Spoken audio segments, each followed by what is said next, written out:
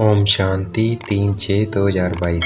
आज की मुरली चिंतन। आज भगवान ने मुरली में कहा, रूहानी बाप अर्थात परमपिता परमात्मा बैठ हम बच्चों को समझा रहे हैं कि जैसे तुम निराकारी आत्माएं रूप बदलती हो, निराकार से साकार में आते हो पाठ बजाने इस कर्म क्षेत्र पर अर्थात इस धरती पर, वैसे मैं भी रूप बदलता हूँ, निराकार से साकार में आता हूँ ज्ञान देने। परमात्मा कहते, तुम अपने 84 जन्मों को नहीं जानते, मैं आकर बताता हूँ। मैं ब्रह्मा के शरीर में प्रवेश कर इनको समझा रहा हूँ। ये नहीं जानते, ना ही कृष्ण जानते हैं। कृष्ण है सतयुग का फर्स्ट प्रिंस, वह पतित दुनिया में नहीं आते हैं। परमात्मा को आना पड़ता है पतित दुनिया में, पतित शरीर में, इस दुनिया को पावन बनाने। कृष्ण गोरा था, काला कैसे हुआ ये मनुष्य नहीं जानते। कहते हैं सर्प ने डसा, परंतु सर्प की कोई बात नहीं है। ये बात है 5 विकार, काम, क्रोध, मोह, लोभ और अहंकार, जिसने कृष्ण को काला बनाया।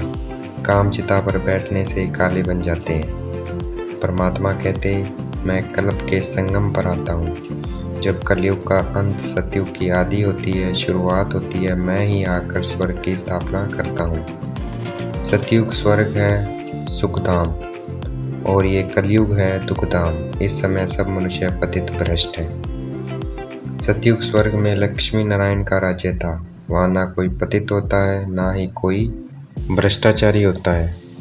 अभी भ्रष्टाचारी श्रेष्ठाचार्यों की पूजा करते हैं, अर्थात देवी देवताओं की पूजा करते हैं। सन्यासी पवित्र बनते हैं तो वह पवित्र उनको माथा टेकते हैं, परंतु गृहस्थी सन्यासियों को फॉलो नहीं करते हैं। फॉलो करना उसको कहते हैं जब कोई सन्यासी बन जाए। सन्यासी तो कोई गृहस्थी बनता नहीं है, अर्थात कोई पवित्र नहीं बनता।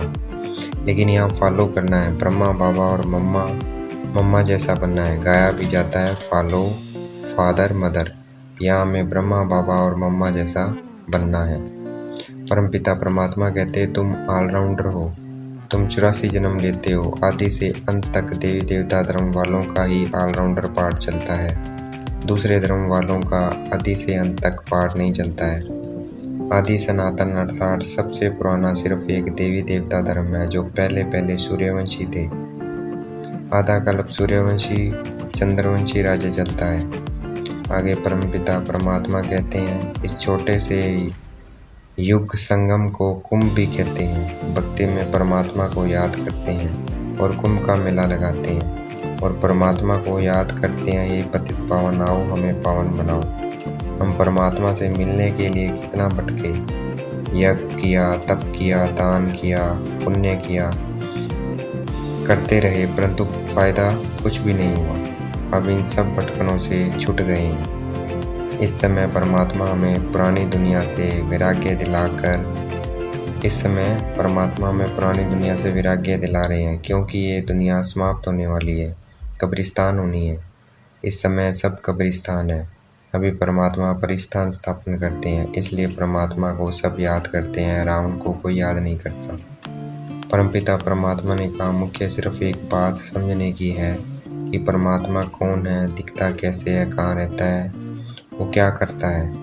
जब तक ये नहीं जाना तब तक कोई संशय डाउट क्लियर नहीं हो सकता।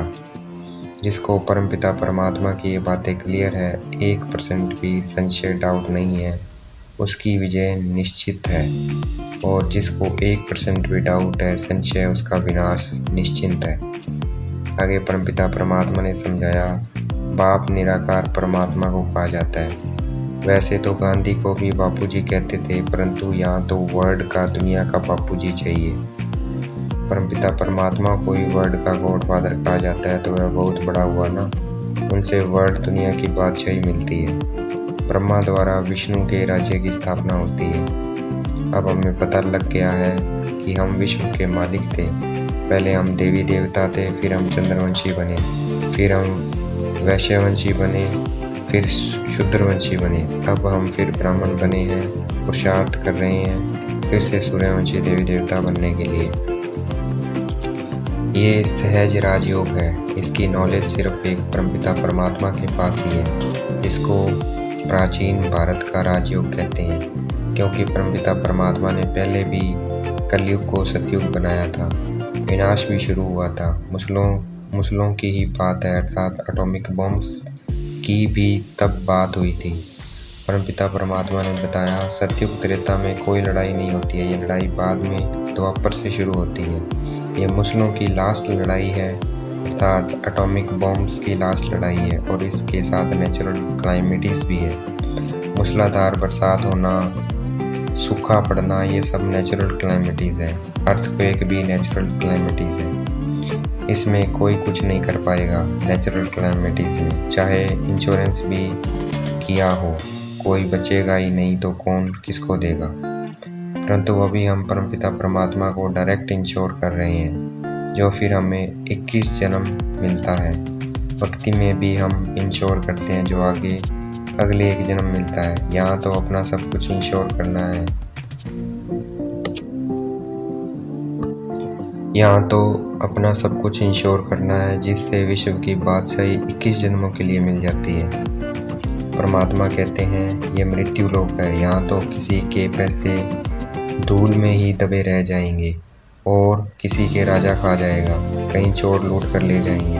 इसलिए परमात्मा कहते हैं, मुझे बाप को याद करो और मेरे इस कार्य में मदद करो, अपना सब कुछ सफल करो। इस समय सब पतित हैं, वह दुनिया को पावन अर्थात अच्छा नहीं बना सकते। ये कर्तव्य सिर्फ एक परमपिता परमात्मा का है। भगवान ने कहा, भारत सबसे बड़ा तीर्थ है, क्योंकि परमपिता परमात्मा का बर्थ प्लेस है। सारी दुनिया के पतितों को पावन एक परमपिता परमात्मा ही बनाते हैं। गीता में अगर कृष्ण की जगह निराकार परमपिता परमात्मा का नाम होता, सब यहाँ आकर फूल चढ़ाते। आगे परमात्मा ने कहा, जैसे मेरी महिमा अपरंपार बहुत है, वैसे भारत की भी महिमा बहुत है। हेल और हेवन भारत बनता है, और सबसे ज़्यादा महिमा स्वर्ग की है, और निंदा हेल की करेंगे। परमपिता परमात्मा कहते, मन मना भव, अर्थात मन ही मन मुझे याद करो, याद से ही तुम पवित्र बनोगे। आगे परमात्मा कहते हैं, मैं कालों का काल हूँ, इसलिए महाकाल का भी मंदिर है। आगे परमात्मा कहते हैं, अंत में मेरी प्रत्यक्षता होगी, तब समझेंगे कि बरोबर इनको बताने वाला बेहद का बाप है, अर्थात परमपिता परमात्मा है। आज की मुरली का वरदान, ब्राह्मण जीवन में सदा खुशी की खुराक खाने और खिलाने वाले श्रेष्ठ नसीबवान भव। आज की मुरली का स्लोगन, हर परिस्थितियों में सहनशील बनो तो मौज का अनुभव करते रहेंगे। अच्छा, ओम शांति। शुक्रिया मेरे बाबा, शुक्रिया।